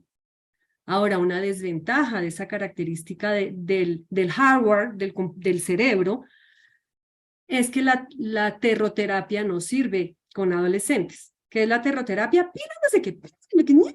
No. En general no sirve para casi ningún comportamiento de riesgo, incluido el consumo de alcohol y manejar a alta velocidad. porque tienen el síndrome también de la superheroína o el superhéroe. Eso que tú me dices le pasa a otros, pero no me pasa a mí. Y esto está demostrado, no voy a decir la marca ni el programa, pero había un programa que estaba dedicado a traer robots y se le daba el robotcito a Laura para que viera lo que el robotcito llora, lo que el robotcito pide, lo que el robotcito demanda, haga el presupuesto familiar, mire lo que le vale el pañal, mire lo del talquito, mire no sé cuántas, mire cómo no, mire. El efecto de ese programa fue teratogénico, es decir, aumentó la autoeficacia percibida para el ejercicio de la maternidad y la paternidad en la adolescencia. Completamente opuesto. Entonces hay que saber utilizar las estrategias más pertinentes según el momento del curso vital en el que estamos para que no terminemos haciendo, por tratar de hacer más, hacemos menos. Y yo coincido que en la vida universitaria uno ya tiene esa capacidad de analizar las consecuencias de sus comportamientos, identificar que el proyecto de vida no es solamente la carrera que escogiste, es en qué condiciones, de qué tipo de persona te quieres enamorar, si no te quiere. Hay gente que dice, ay, no, yo quiero estar bien en la universidad, no quiero ni enamorarme. Esa es una decisión de proyecto de vida. No me voy a cuadrar con él, bien por ti, perfecto, vas a salir o no. Entonces, en todas las dimensiones del proyecto de vida podemos tener agencia. Y en la planificación y estructuración de la familia y la maternidad y la paternidad también, y yo sí creo como Diana que es una conversación que hay que tener en el ámbito universitario, solo que quería mencionar también que la terroterapia, como me enseñó un profesor de pedagogía Manizalito que quiero mucho, no la usamos en la adolescencia porque es inefectiva.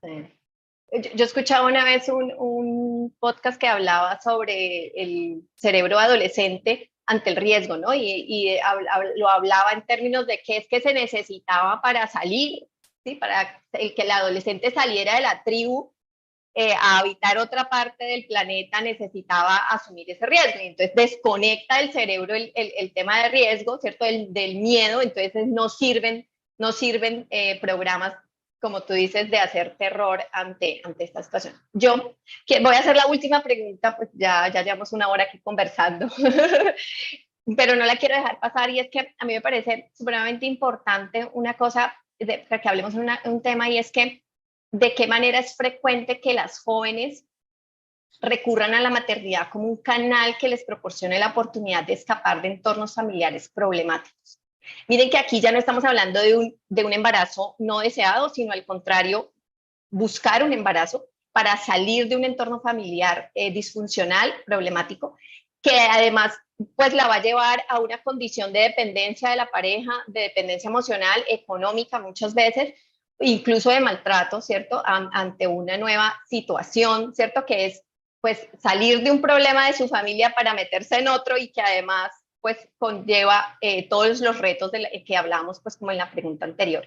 Me gustaría formulársela a Juana y a Raquel, que entiendo que han investigado un poco sobre el tema, y luego abrirla hacia las demás. ¿Les parece? Entonces démosle la palabra a Juana.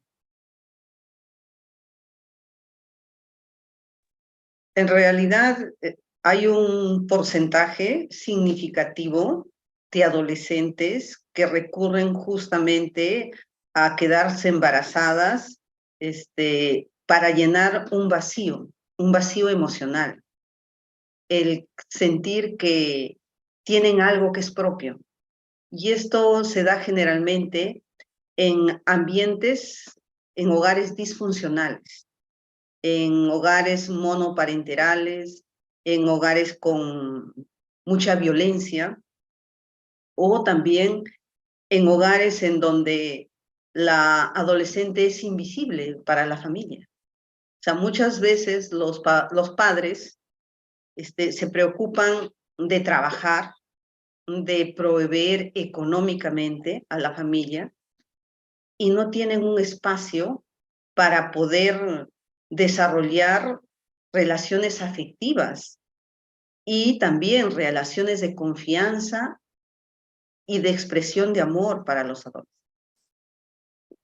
Esto aunado con que la etapa de la adolescencia es una etapa complicada, difícil, porque ni el mismo adolescente se entiende, porque es una etapa que es así, su característica fundamental es inclusive hay una ambivalencia afectiva. O sea, ahorita el adolescente puede estar muy feliz y pasa un momento y está molesto y imagínense, si ni él mismo se entiende, para los papás es más difícil entenderlo si es que no lo analiza en la complejidad de la etapa de transición que está viviendo y que es una etapa de alta vulnerabilidad, porque como bien lo dijo una de ustedes anteriormente, el adolescente tiene una característica, se siente invencible. A mí no me va a pasar. Y por lo tanto, el adolescente está en el filo de la navaja muchas veces. Tiene conductas de riesgo, ¿no? Por ejemplo, una conducta de riesgo es que si vive en una zona muy peligrosa, salir a las 12 de la noche de una fiesta, un poco mareado, sabiendo de que es una zona altamente peligrosa, es una conducta de extremo riesgo. Pero sin embargo, como piensan que a ellos no les va a pasar, no miden el peligro.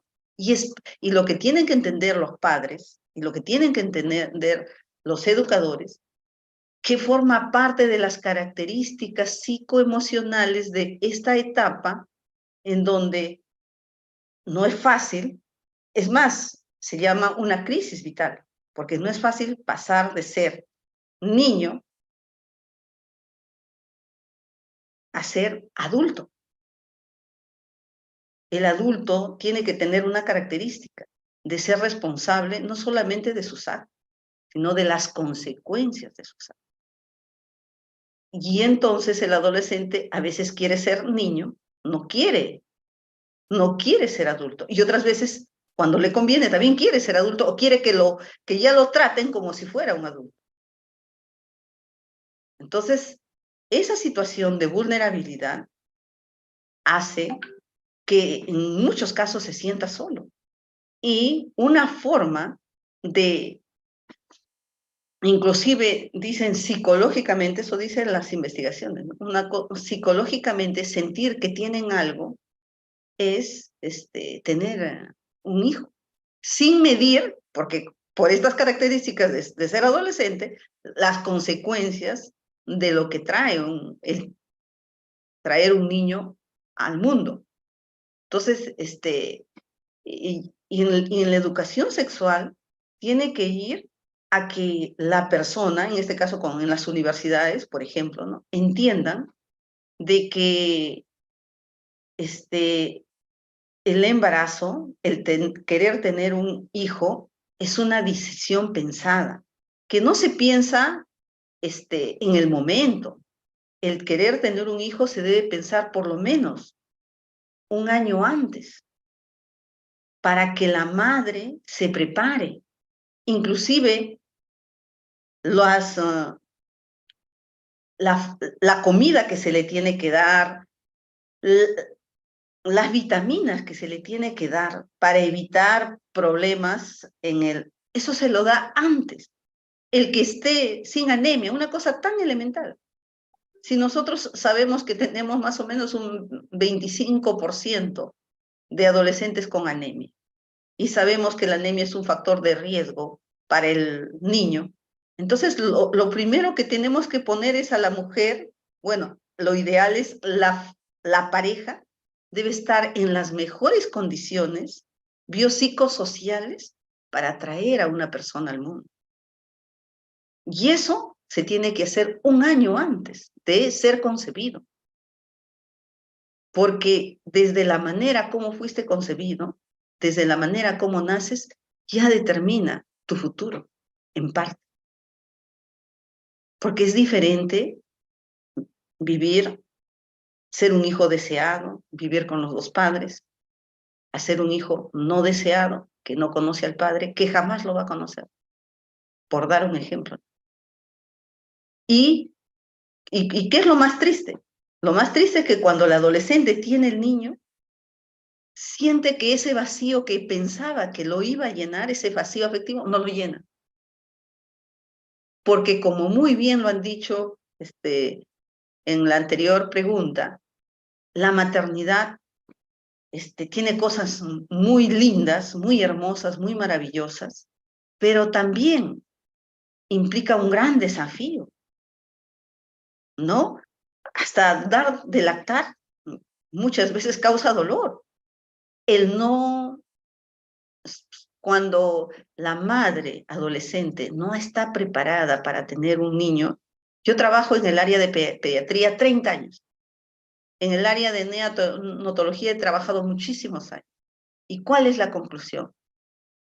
De que cuando la madre no está preparada, también le transmite, o sea, toda esa inseguridad, todos esos temores, lo transmite al niño. Y entonces el niño llora, llora, llora, y se convierte en un círculo vicioso. A diferencia que si la mamá está tranquila, el esposo está tranquilo, los dos están ahí, el niño se siente seguro, se siente protegido. Y entonces el niño es un niño feliz, es un niño tranquilo. Entonces, fíjense ustedes cómo va a tener repercusiones no solamente en el niño, no solamente en la madre, sino también a nivel de la familia. Porque, aunque parezca mentira, el incorporar, no es verdad que un niño viene con un pan bajo el brazo. Es cierto que la leche materna es el alimento ideal y no cuesta, pero eso es una parte, eso es hasta los 6 meses. Entonces, todos estos aspectos, todas estas aristas, de una manera amigable, hay que hacerlo saber a los adolescentes. ¿Y cómo? ¿Cuál es la mejor estrategia para educarlos? Es a través de los testimonios. Que puedan escuchar testimonios de otros adolescentes que han enfrentado esta situación. Porque si lo miramos desde el punto de vista de los adultos, va a ser muy complicado porque no vamos a tener mucha conexión. Ellos van a tener una conexión directa con sus pares de su misma edad, porque hasta tienen su mismo lenguaje. Entonces, son aspectos fundamentales que en el momento de diseñar una estrategia de comunicación, educación e información debemos de tener en cuenta para que realmente podamos tener programas educativos que sí tengan impacto en los y las adolescentes. Hasta Gracias, ahí. Manuel. Gracias. Raquel, ¿tú cómo ves el tema de qué tan frecuente es este efecto? Sí, es muy frecuente. En general, creo que es necesario plantear que la categoría clase marca mucha diferencia en los procesos en los que las jóvenes deciden optar por un embarazo. Y no, creo que es muy determinante, no que no ocurra en las clases altas o que en las clases altas no haya problemas de los que también se desea escapar, pero los procesos de socialización, digamos, tienen un elemento que está marcado por lo socioeconómico también, e incluso también, por ejemplo, en algunos contextos más fuerte sería necesario considerar la raza, por ejemplo, también como un elemento importante a tener en cuenta. Creo que es clave, y lo decía Diana con su experiencia personal, cómo finalmente las mujeres nos socializamos con mujeres, ¿no? Son las madres, tías, abuelas, ¿no? Vecinas, las que juegan un papel, amigas, ¿no? Las mamás de nuestras amigas, en fin, que juegan un papel muy importante en la manera como socializamos las mujeres. Una filósofa española, se llama ella Celia Amorosa, habla de un concepto que me parece muy interesante, que es el de las idénticas. Las mujeres somos socializadas un poco, mejor dicho, con la intención principalmente de ser más género que personas, o sea, más mujeres que sujetos. Y esa idea de las idénticas responde, digamos, a un patrón en el que se esperaría que una mujer fuese reemplazada por otra y no se note la diferencia, ¿no? Respondemos de la misma manera, se espera el mismo comportamiento, que sintamos igual, que es cierto. Seamos igual que la suegra, Sí. Sí, sí, que le cocinemos lo mismo. de hecho, fíjense lo común que está en la conversación social, la idea de las mujeres, como si todas fuésemos iguales, ¿sí? La individuación es una característica que desde la Revolución Francesa y la modernidad no nos corresponde a las mujeres, ¿no? Es un derecho que ha sido definido solamente para los varones, que son individuos. Nosotras somos idénticas. Entonces, habría que analizar efectivamente toda la implicación que tiene la socialización del rol de madres para entender muchas de las razones que de manera inconsciente, porque muchas son inconscientes, juegan, operan cuando jóvenes que incluso con información, incluso con acceso a anticoncepción, terminan finalmente afrontando una decisión respecto de un embarazo.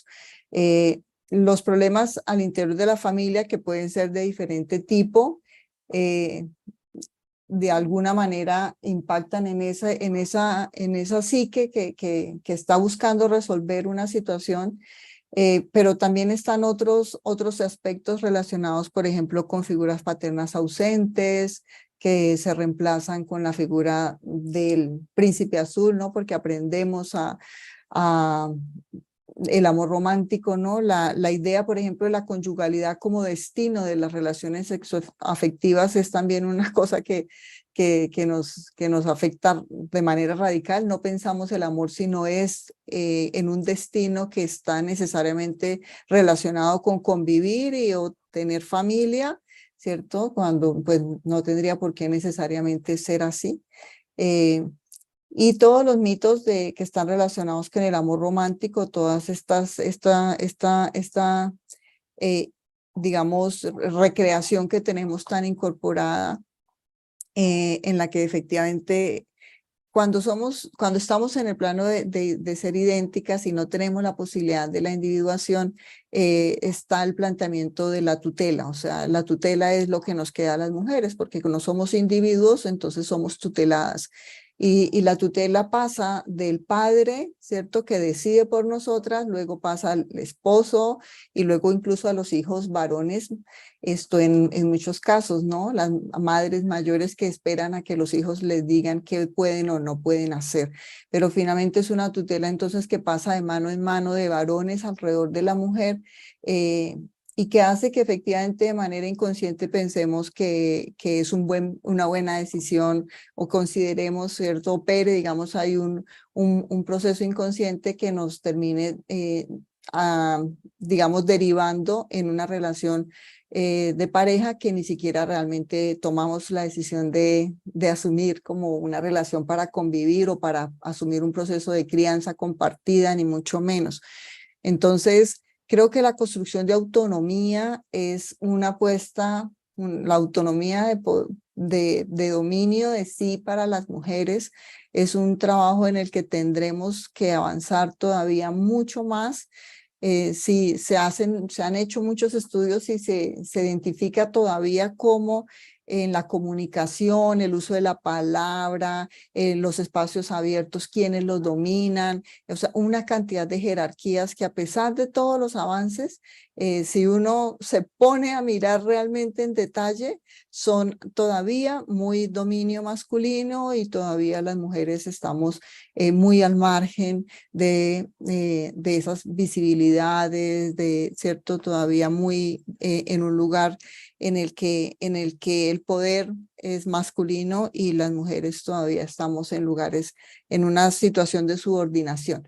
Entonces, construir autonomía, dominio de sí, además porque creo que también es muy importante repensarnos la concepción del poder, ¿no? Es esta idea de poder como un dominio sobre otros, y más bien trabajar la concepción del poder como dominio sobre sí, que nos permita transformar las relaciones entre hombres y mujeres en planos donde se juega la vida, como es el plano de la cama, ¿cierto? Que a veces pensamos que lo político es lo público y lo político está en todas las esferas de las relaciones interpersonales, y ahí creo que tenemos mucho camino todavía por recorrer.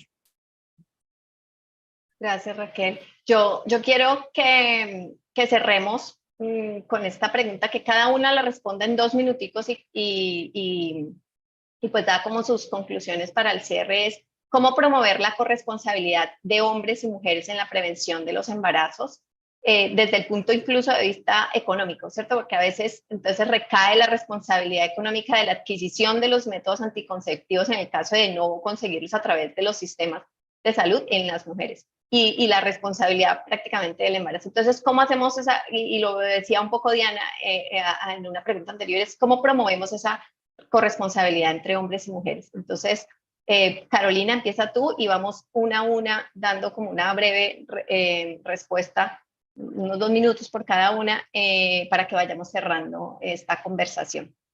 Qué pesar, yo estaba muy contenta esta tarde. Sí. Placentera. Bueno, una cosa chiquita que quería mencionar, en efecto, la violencia doméstica es una variable de expulsión, es la primera variable que explica reclutamiento infantil en conflicto armado, Raquel, que compartimos ese pasado, y además uniones tempranas que terminan en embarazos tempranos. Entonces sí, una variable estructural es la manera en la que tratamos los niños y las niñas en este país, particularmente las niñas. Entonces ahí tenemos un montón de recorrido.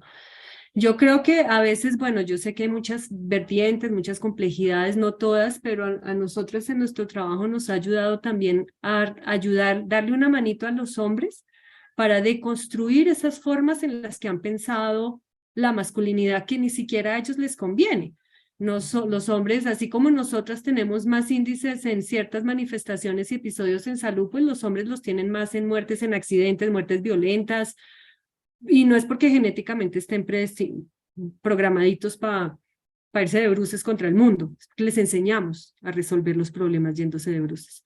Entonces, una idea y una manera que ha servido es ayudarles a los chicos, y en este caso, pues estás en el contexto universitario, pronto puede haber un poquito más de resistencias porque esas masculinidades están más consolidadas, pero con estrategias apropiadas, resignificar esa masculinidad con la que yo me quiero identificar. Y ellos mismos en ese proceso se sorprenden de entender que mentiras brutas, claro, cuando yo impongo el deseo ya no soy atractivo, cuando yo forzo mi deseo sobre el otro cuerpo ya no soy atractivo, que el ritmo, que la cultura nos enseñó a las mujeres a excitarnos de otra manera, y un condón ayuda un montón a ese proceso porque retarda un poquito la respuesta en los hombres, pero además a nosotras nos permite conectarnos con nuestro placer, no con la angustia de que este pingo va a quedar aquí embarazada después de...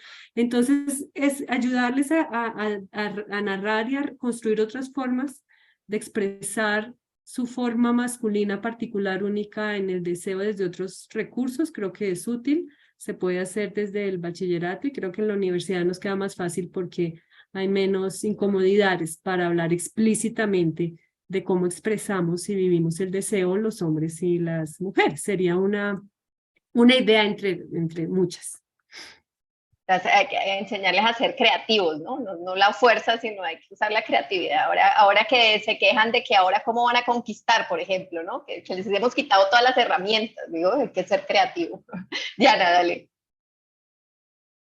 Creo que en la medida que estamos compartiendo estrategias a nivel universitario, también poder gestar grupos de encuentro en el que se hablen de estos temas entre pares. Eso se convierte en algo muy valioso. Distinto es cuando me habla un profesional que yo veo en una condición distinta de verticalidad, cuando me habla alguien que para mí es mi par, ¿sí? Y también creería que se aporta mucho desde la infancia. ¿Cómo estamos socializando esos roles de género desde la infancia?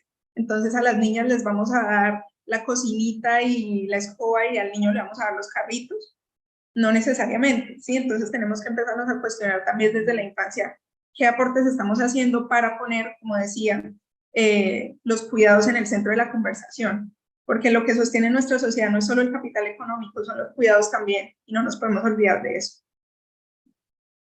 Gracias, Diana. Joana. Bueno, yo vengo también como a poner ese granito de arena en la practicidad, que es un poco como ese sello también de Tirando por Colombia. Y lo primero que hemos encontrado es el cambio en lenguaje. ¿Qué quiere decir esto? Que muchas veces estamos en estos ámbitos o hablamos con los adolescentes como hablaríamos con cualquier otro adulto. Entonces, la verdad, tenemos digamos, una gran responsabilidad en que los chicos estén muchas veces muy perdidos porque no les estamos hablando en los términos más sencillos que son para ellos. Entonces, esto se los vengo a contar también dentro de esa ruta de WhatsApp que nosotros manejamos con los chicos en estas instituciones educativas. Como les decía, hemos logrado impactar a más de 20.000 jóvenes hasta ahora y tenemos un módulo que se llama corresponsabilidad, ¿no? Entonces, lo primero que les hacemos es explicar qué significa eso, ¿no? De una forma, de nuevo, en el lenguaje de ellos, co-creado con ellos, para ellos. Comenzamos a hablar de los derechos, entonces, ¿qué significa ese derecho sexual y reproductivo de qué tipo de anticonceptivo quiero, cómo la forma que quiero, con qué pareja quiero, ¿no? Entonces, pero en un lenguaje que ellos realmente entienden, porque es que realmente nos pegamos tanto, nos complicamos tanto en el lenguaje, ese superior nuestro de adultos, de demostrar todo lo que sabemos que perdemos un poco eso. Entonces, uno de sus derechos, ahí hablamos claramente de sus derechos. Lo otro es entender que efectivamente la mayor parte de los anticonceptivos pues están diseñados para las mujeres, ¿no? Ahí podemos irnos con otra temática, digamos, súper amplia, pero entender que de una u otra manera el diálogo, y esa es, digamos, esa tercera fase que abrimos con ellos en este módulo de corresponsabilidad, la importancia del diálogo en pareja, ¿no? El diálogo de qué me gusta, qué no me gusta, cómo me puede gustar. Además, este módulo se da prácticamente casi al final de la ruta. Yo ya he dado 8 módulos más antes de llegar a este. Entonces, vienen con una información, digamos, también muy fresquita de lo que significa ese diálogo y la importancia que tiene en su proyecto de vida, que es uno de los que vemos, en efectivamente cómo va a afectar tanto a hombres como a mujeres. Y esto es lo otro. Y es, nosotros no hacemos diferenciación entre la información que les estamos entregando a los y las adolescentes. Les estamos entregando exactamente la misma información, ciclo menstrual, qué significa entonces cada cuánto se producen los espermatozoides, cómo funciona entonces esa vida, digamos, sexual de un otro lado. ¿Qué hemos visto? Y esto hace parte, digamos, que la tecnología nos entrega a nosotros ese conocimiento y entender una línea base y dónde terminamos después de este tipo de intervenciones. Es que la línea base en corresponsabilidad está alrededor de un 37%. Eso quiere decir que los chicos reconocían que era una corresponsabilidad y entendían que era una corresponsabilidad alrededor del 37%. Y aún y así uno dice, ay, muchos de ellos estoy segura que ni siquiera lo sabían. Para pasar a un 93% de los chicos de reconocer que la corresponsabilidad es un derecho y una obligación también por parte de ellos y hacia sus parejas. Entonces creo que es importantísimo entender precisamente eso, que muchas veces el lenguaje, cómo les hablamos y de qué les estamos hablando a estos chicos, puede hacer una gran diferencia en ese término de corresponsabilidad. Gracias, Joana. Raquel.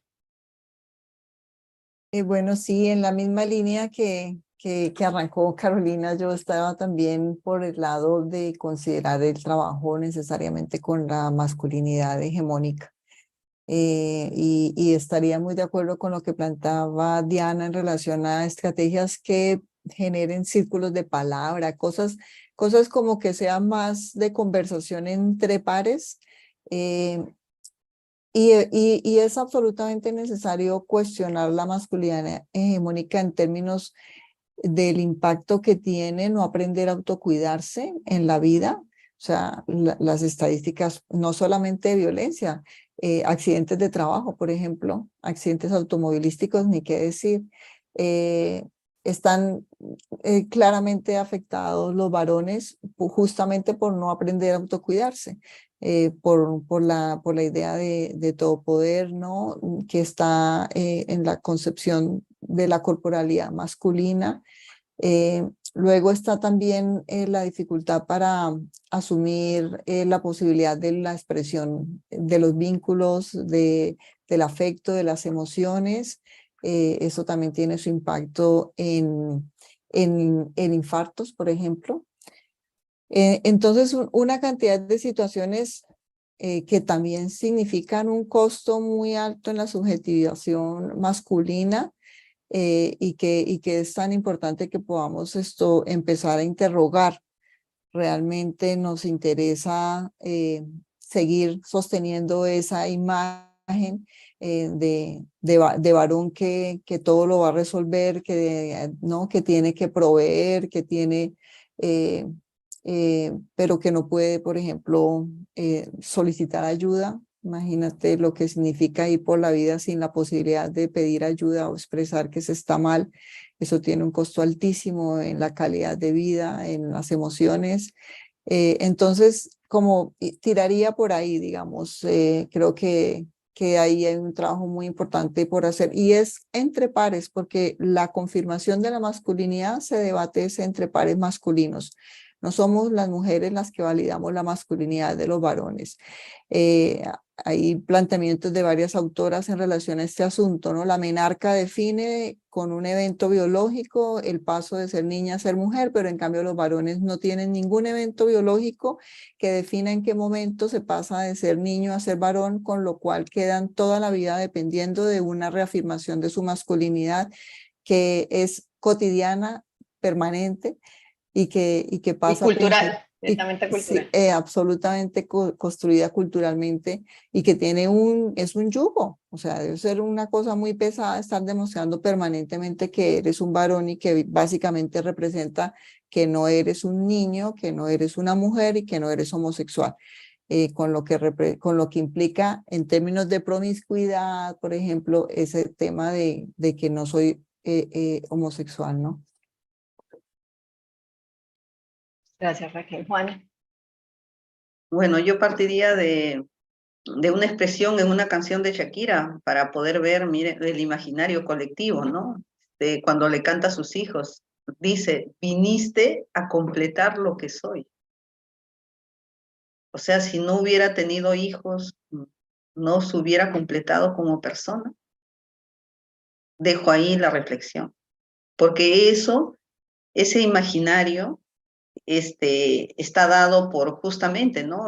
Todo lo que ella ha aprendido, inconscientemente, porque es un aprendizaje en el hogar, ¿no? Ese es un aprendizaje que durante toda tu historia de vida, lo has ido, a través del lenguaje verbal o no verbal, como muy bien alguien dijo. Aquí el lenguaje es fundamental. Tenemos que ir resignificando, cambiando las representaciones sociales de lo que significa masculino, femenino, pero lo más importante, persona. Y en ese contexto, en esa medida, en donde las mujeres, porque finalmente las mujeres somos las que seguimos replicando y manteniendo el machismo, porque la que finalmente educa en la casa es la mujer. Entonces ahí es nosotros mismos, una evaluación, porque está en nuestro inconsciente colectivo. O sea, si está en el inconsciente es difícil de verlo. Yo ahora cuando pensaba, dije, se supone que Shakira es una persona empoderada, una persona, y sin embargo, son cuestiones que ya te van quedando en tu cosmovisión, producto de tu ambiente, de tu contexto, ¿no? Más inmediato, más próximo. Entonces, yo diría de que ahí sí tenemos mucho trabajo que realizar en función de cómo es que resignificamos el significado, ¿no? de ser persona, independiente de masculino o femenino. Lo más importante es que hay una igualdad frente a la ley, hay una igualdad que si bien es cierto, tenemos diferencias físicas, biológicas, pero frente a la ley y frente al reconocimiento de ser persona con todo lo que significa, estamos de igual a igual. Hay una horizontalidad. Y eso se tiene que reflejar en nuestro actuar, Y para que logremos por lo menos los cambios a nivel local, a nuestro nivel próximo y luego ya a un nivel mucho más amplio. Porque de lo contrario, ustedes van a ver que hay muchas documentos normativos de igualdad y sin embargo, como hemos visto, eso no se da.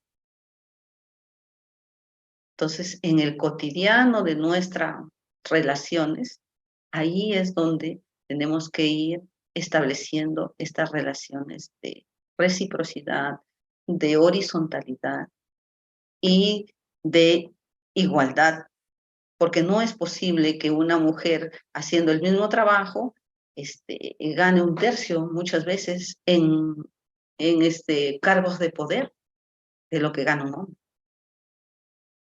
Y que nosotras muchas veces lo invisibilizamos, no lo visibilizamos. Entonces ahí hay un reto en cada uno de los presentes, sea hombre o mujer, hay un reto si queremos tener una sociedad que tiene una cultura de paz, que tiene armonía y justicia social para todos. Con eso también. Gracias. Muchísimas gracias a todas.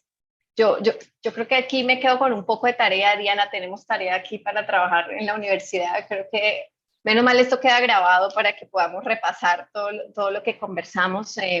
La deconstrucción masculina, el trabajo con pares, ¿cierto? El trabajo en grupos de iguales, también de pares.